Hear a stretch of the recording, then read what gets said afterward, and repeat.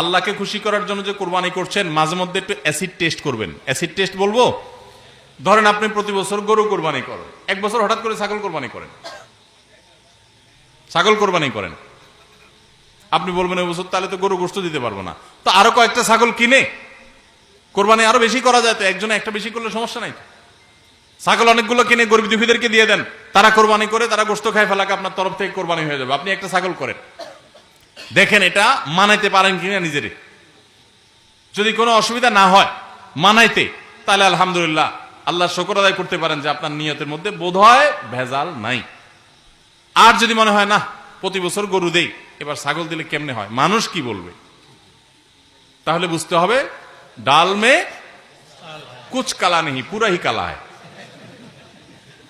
আল্লাহ তাআলা আমাদের সবাইকে ইখলাসের সাথে, তাকওয়ার সাথে কুরবানির এই আমলটি সম্পাদন করার তৌফিক দান করুন। ভাইরা আমার, কুরবানির সামনে আসছে, এখন থেকে আমরা একটু পরিবারের সদস্যদেরকে নিয়ে বসি, বাচ্চা সহ ফ্যামিলির সব সদস্যরা একটু বসেন, মশওয়ারায় বসেন, পরামর্শ মজলিসে বসেন, বসে জিজ্ঞাসা করেন আমরা আসলে কোরবানিটা কেন করতেছি। গোশত খাওয়া, ফ্রেশ গোশত আহরণ করা, মানুষের সামনে নিজেদের মুখ উজ্জ্বল করা, কি ধান্দা, উদ্দেশ্য কি? একজন একজন করে সবাই মতামত নেন এবং এটা নিশ্চিত করেন যে আমরা আল্লাহর জন্যই কোরবানি করছি। এটা কিভাবে নিশ্চিত করব? একটা তো বললাম যে বিশাল বড় গরু কোরবানি করেন সব সময়, এবার একটু ছাগল কোরবানি করেন, দেখেন তো মনে মানাইতে পারেন কিনা। কারণ আপনি বলবেন ভাই গরু কোরবানিতে অনেক টাকা লাগে, ছাগলে তো অনেক কম টাকা লাগে, তাহলে এই কোরবানি ওইটার চাইতে কিভাবে উত্তম হয়? আমি উত্তম বলতেছি না, আমি বলতেছি যে আপনার নফস, আপনার মন মানে কিনা যে আমি গরুর জায়গায় ছাগল কোরবানি করলেও তো হবে, হবে না হবে না? কেউ যদি ছাগল কোরবানি করে তার কোরবানি হবে কি হবে না? হবে। কোরবানি ছাগলও করা যায়, গরুও করা যায়, ভেড়াও করা যায়, দম্বাও করা যায়, মহিষ দিয়েও করা যায়, উট দিয়েও করা যায়, এসব পশু দিয়ে কোরবানি করা যায়। অতএব আপনি এবছর একটু ছাগল দিয়ে করেন, বাকি গরু কেনার যে আরো বাজেটের টাকা ছিল সেগুলো দিয়ে আরো কয়েকটা ছাগল কিনে গরিব মানুষকে দিয়ে দেন, ওটা যাতে এলাকা মানুষ টেন না পায়, অন্য এলাকায় দিয়ে দেন। আমরা সুন্নাহ ফাউন্ডেশনের তরফ থেকে সারা দেশে বিভিন্ন জায়গায় জায়গায় কোরবানি করি। অনেক প্রবাসী আছেন, অনেকে ইউরোপ আমেরিকার এমন এমন দেশে আছেন সেখানে কোরবানি চাইলেও করা যায় না, সুযোগ নাই, বা দেশে অনেকে আছেন যে তার হয়তো সে সুযোগ নাই, ক্যাপাসিটি নাই, নানা কারণে সুবিধা অসুবিধা আছে। তো আমরা তাদের তরফ থেকে কোরবানি করে দেশের বিভিন্ন গরিব দুঃখীদের আপনার বাসা বাড়িতে আমরা তাদের ঘরে ঘরে গোশত পৌঁছাই দিই। তো আপনি গরুর বাজেটের টাকা দিয়ে একটা ছাগল কিনে বাকি টাকা দিয়ে এরকম ছাগল কিনে মানুষকে দান করে দেন, জবাই করে অন্য মানুষকে গোশত দিয়ে দেন, এলাকা দিলেন না, মানুষ টের পেল না, তাহলে মনকে মানাতে পারেন কিনা দেখেন। এটা হলো অ্যাসিড টেস্ট, আমি বলতেছি না সবসময়, মাঝে মধ্যে এরকম করে দেখেন যে মন মানে কিনা। যদি দেখেন যে না মন মানে, তাহলে আলহামদুলিল্লাহ। ভাইরা আমার,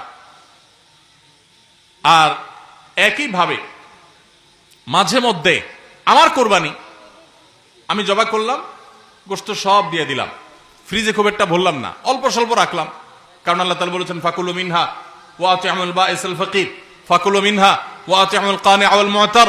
কোরবানি গোশত নিজেও খাবো, গরিব দুঃখীকেও খাওয়াবো, যে চায় তাকেও দিব, যে চায় না আত্মীয় স্বজন তাদেরকেও দিব। অতএব মুস্তাহাব এই তিনও ভাগে ভাগ করা, কিন্তু এটা ফরজ ওয়াজিব না। তাহলে আমি পরিমাণ একটু কম রেখে বেশিরভাগই দিয়ে দিলাম। মন মানে কিনা দেখেন, মন মানে কিনা। অনেকে আছেন লামসাম সামান্য একটু দিয়া আর সব ফ্রিজে ঠেলতে ঠেলতে ফ্রিজের দরজাই লাগে না, পারলে রশি দিয়া বাঁধে যে দরজা লাগে না। কারণ গোশত, পায়া, ভুড়ি, কলিজা, ফ্যাপসা সব ঢুকাইতে ঢুকাইতে ফ্রিজ বেচারা জাম হয়ে গেছে। তাহলে কোরবানি কেন করতেছি? গোশতের জন্য যদি কোরবানি হয়, এই কোরবানি করবাই না, এটা ফুর্তি। কোরবানি তো ত্যাগের নাম। আপনার ভিতরে ত্যাগ কতটা আছে, ত্যাগের মানসিকতা কতটা আছে? আপনি আল্লাহর রাহে, আল্লাহকে খুশি করার জন্য লাখ টাকা দিয়ে গরু কোরবানি করেন, ভালো কথা।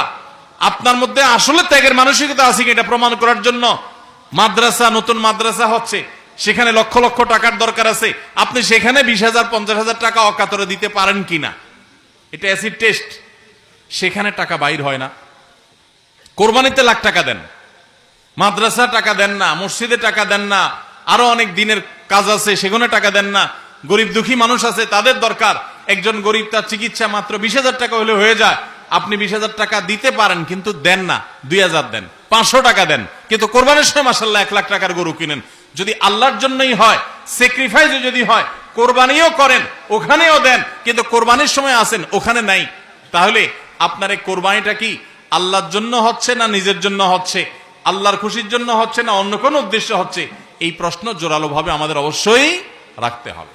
ভাইরা আমার, এর মানে আবার কেউ এটা বুঝেন না যে কোরবানি কম হোক আমরা সে চেষ্টা করবো না, কোরবানি আরো বেশি বেশি করার চেষ্টা করবেন।